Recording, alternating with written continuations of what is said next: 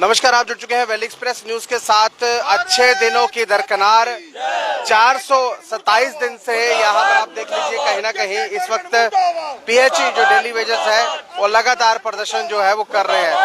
427 दिन इसलिए बोल रहा हूँ क्योंकि यही है वो हमारे अच्छे दिन जो केंद्र में कहा जा रहा है कि पूरे देश भर में अच्छे दिन दिए हैं। 9 साल बेमिसाल गिराए जा रहे हैं।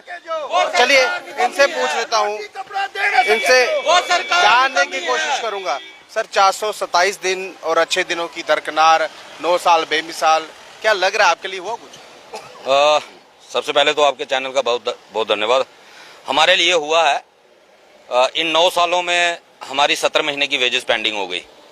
3.25 लाख 3.5 लाख हमने सरकार से लेना है कर्जा, और उसी हमारे पैसे से आज स्मार्ट सिटी के प्रोजेक्ट चल रहे हैं, आज बड़े बड़े टनल बन रहे हैं, बड़े बड़े हाईवे बन रहे हैं। वो पैसा हमारा ही यूज हो रहा है और हमें बहुत बड़ी खुशी है कि हम सरकार से भी ज्यादा मजबूत हैं, कि हम सरकार से भी ज्यादा पैसे वाले हैं। तो हमारा पैसा जो है आज डेवलपमेंट के लिए सरकार इस्तेमाल कर रही है।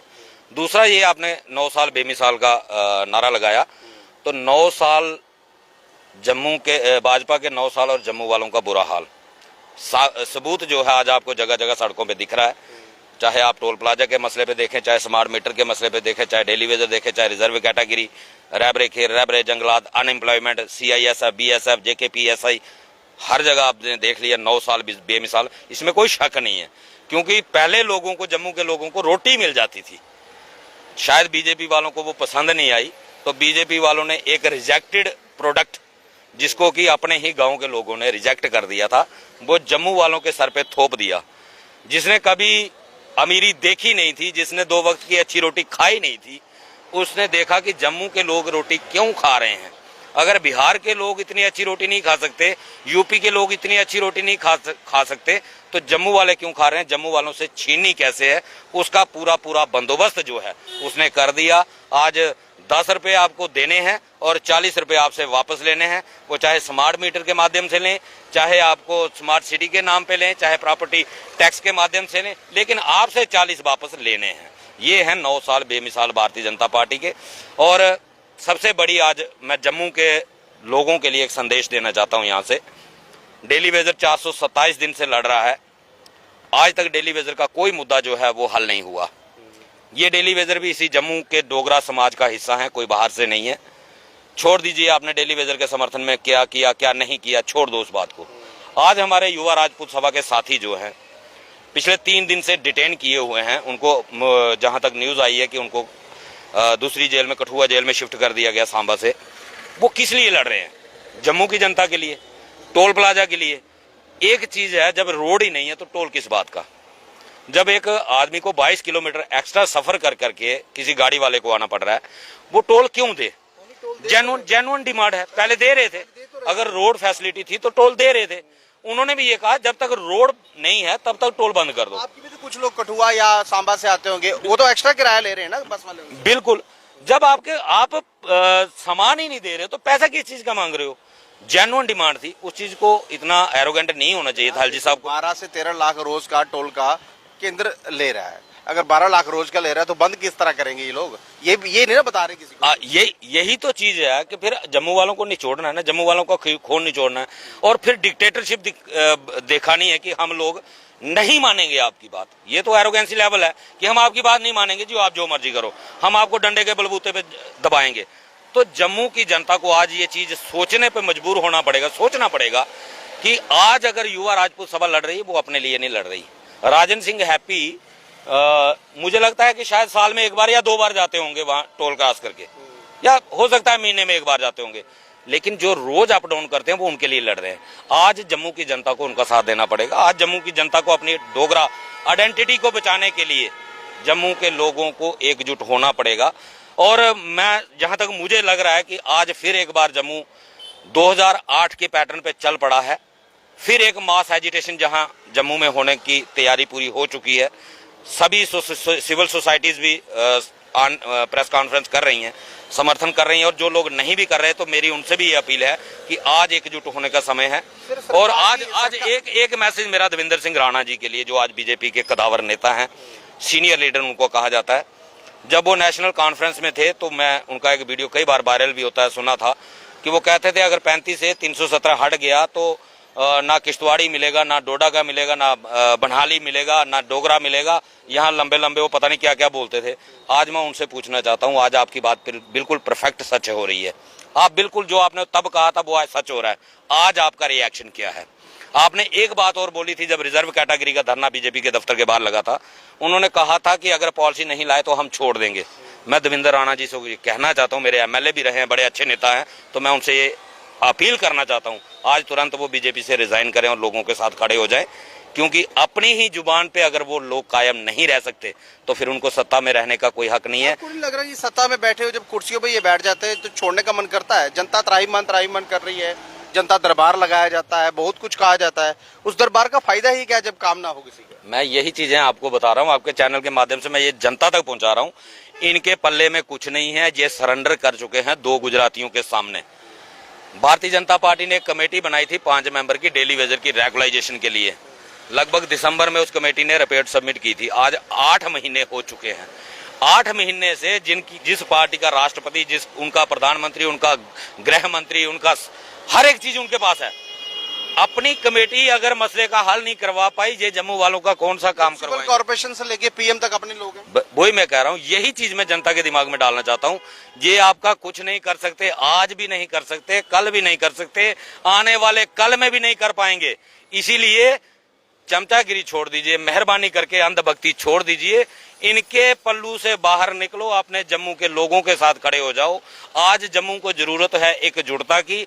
आज जम्मू के लोगों को जरूरत है अपने आने वाली नस्लों को बचाने की।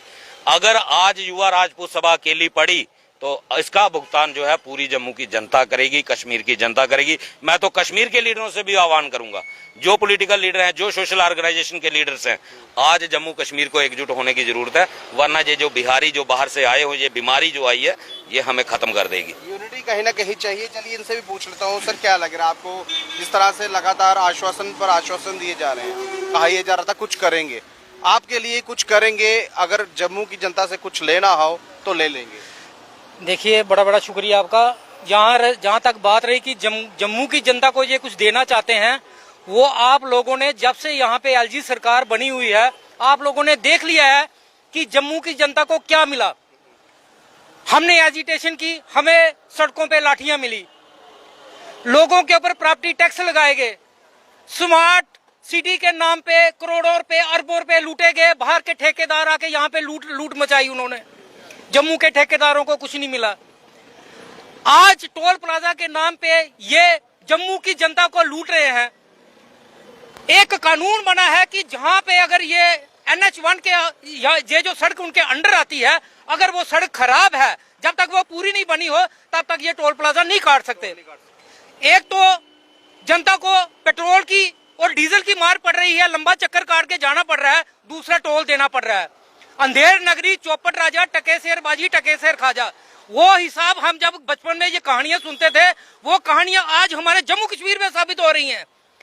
कश्मीर को आप जितना मर्जी, जो कुछ मर्जी दे दीजिए, मैं आपके चैनल के माध्यम से कहता हूं, जब तक ये बीजेपी की सरकार है तब तक ये कोई नारा नहीं लगाएंगे। आज दूसरी सरकार सेंटर में आने दो, दोबारा वहां पे पाकिस्तान का नारा लगेगा। सरकारें भी तो कश्मीर की तरफ ही जाती है, इन्होंने भी वही रुख पकड़ लिया जो पहले वाले करते थे। अब ये मैं तो वही कह रहा हूँ, जितना मर्जी कश्मीर वालों को खुश कर लो, जम्मू वालों के ऊपर प्रैक्टिकल कर रहे हैं, स्मार्ट मीटर यहाँ पे लगाए जा रहे हैं, लोगों से किराया वसूला जा रहा है, जबरदस्ती डंडे के जोर के ऊपर उन पे लाठियां बाजी जा रही हैं, उनकी बात नहीं सुनी जा रही है, और कश्मीर के लोगों को आप खुश कर रहे हैं। वहां पे जो आपका घंटाघर है, वहां पे आप उसको हिस्टोरिकल बना रहे हैं। लेकिन आज बता दूं, आज आपकी गवर्नमेंट सेंटर से हटेगी, वहां पे फिर पाकिस्तान का झंडा लहराएंगे ये लोग। आप नहीं जानते हो। ये मैं बात इसलिए कहना चाहता हूं कि जम्मू के साथ बेइंसाफी मत करो। 370 हटाने के बाद सबसे ज्यादा नुकसान जम्मू के लोगों को हुआ है, कश्मीर के लोगों का कुछ नहीं किया।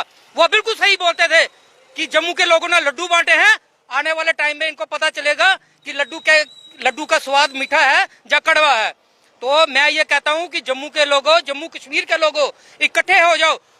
और लद्दाख इन्होंने हमारे से अलग कर दिया। आज लद्दाख में अगर हमारी कोई गाड़ी जाती है जम्मू कश्मीर की, उनसे टैक्स वसूला जाता है। अगर लद्दाख की गाड़ी जम्मू में कोई आती है, उनसे क्यों नहीं ग्रीन टैक्स लिया जाता? बताइए, कहां गवर्नमेंट है यहाँ पे? टैक्स खाली जम्मू वालों के ऊपर, खाली कश्मीर वालों के ऊपर। पूछूंगा, जम्मू कश्मीर लद्दाख एक अंग था, बिल्कुल एक साथ था, लेकिन भारतीय जनता पार्टी ने इसको अलग अलग कर दिया। जम्मू कश्मीर एक हो गया, लद्दाख एक हो गया। लेकिन पार्लियामेंट में अभी थोड़े दिन पहले ही शाह साहब ने एक बयान दिया है। उन्होंने कहा कि लखनपुर का टोल टैक्स जो है वो हमने हटा के एक साइड पे कर दिया, यानी कि उन्होंने पार्लियामेंट में बयान दे दिया कि हमने उसको हटा दिया जहां इनके एक भारतीय जनता पार्टी के नेता की मृत्यु हुई। इसको किसके ऊपर किस तरह देखते हैं? देखिए, अगर वहां लखनपुर का टैक्स हटाया है वो तो गवर्नमेंट का अपना कोई, पार्लियामेंट में झूठ बोल दिया इतना बड़ा, टोल तो अभी झूठ नहीं, झूठ तो मेरी बात सुनिए, टोल वो उन्होंने कौन सा टैक्स, वो जो बड़े बड़े जो ट्रक आते थे वहां पे उनका वो पता नहीं क्या वो सिस्टम चलता था, वो सिस्टम उन्होंने हटाया, लेकिन टोल तो वहां पे वसूला जा रहा है। कौन कह रहा है कहाँ पे हटाया हुआ है? झूठ बोलना तो इनकी फितरत में है। 2014 में जब गवर्नमेंट आई है उनके इनके झूठ ही सुने जा रहे हैं। आज वहां पे छत्तीसगढ़ में, जहाँ वहां पे आपका मध्य प्रदेश में आज वहां पे इलेक्शन का दौर है, आपने देखा टीवी के ऊपर कैसे वहां पे रेवड़ियां बांटी जा रही हैं। ये तो बोलते हैं कि हिंदुस्तानियों को मुफ्त की आदत मत डालो, तो क्यों वहां पे आप फिर वहां पे मैनिफेस्टो में बोल रहे हैं हम आपको बिजली फ्री देंगे? बोला इन्होंने, देखिए मैनिफेस्टो में, और इन्होंने वहां पे बहुत सी ऐसी चीजें बोली है। तो केजरीवाल जी ने बोल दिया अगर ये लाडली बेटी या लाडली बहनों को 1000 दे रहे हैं हम 1500 देंगे। अब तो यहाँ पे ये सिस्टम चल पड़ा है।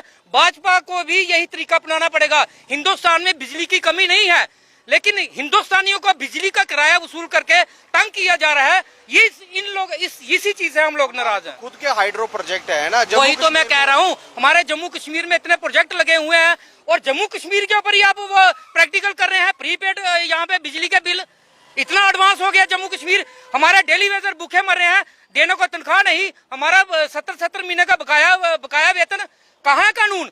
वहाँ पे कानून, तब वहाँ पे कानून नजर नहीं आता इनको। अब उनको आपको देना है, देने के लिए नहीं, लेकिन लेने के लिए कानून है। वही तो मैं कह रहा हूँ, यहाँ पे लेने के लिए आए हैं, ये देने के लिए कुछ नहीं आया है। और ये अपना घर भर रहे हैं। यहाँ से देखिए कैसे भागेंगे ये। जम्मू की जनता इकट्ठी हो रही है। आपके चैनल के माध्यम से जम्मू कश्मीर के लोगों को मैं आह्वान है, इकट्ठे हो जाओ।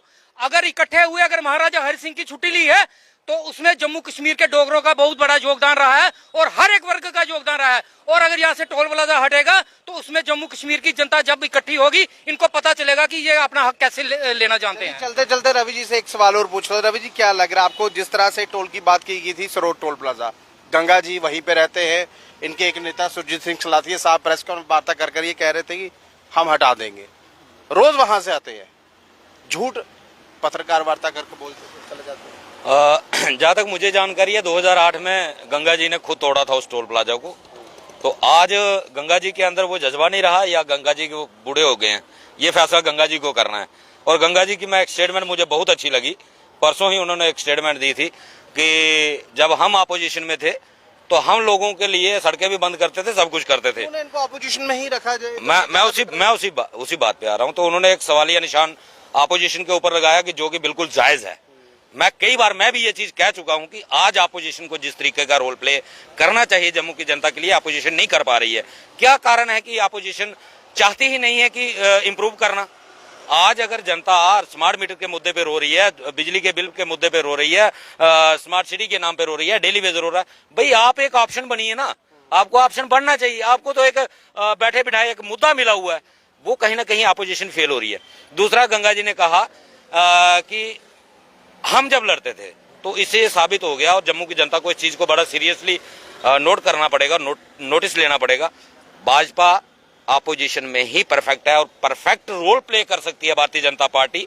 जम्मू के लोगों के काम तभी होंगे जब भारतीय जनता पार्टी अपोजिशन में होगी, क्योंकि जब ये सरकार के हिस्सेदार बन चुके हैं तो ये गुलामी की इनकी फितरत बन चुकी है।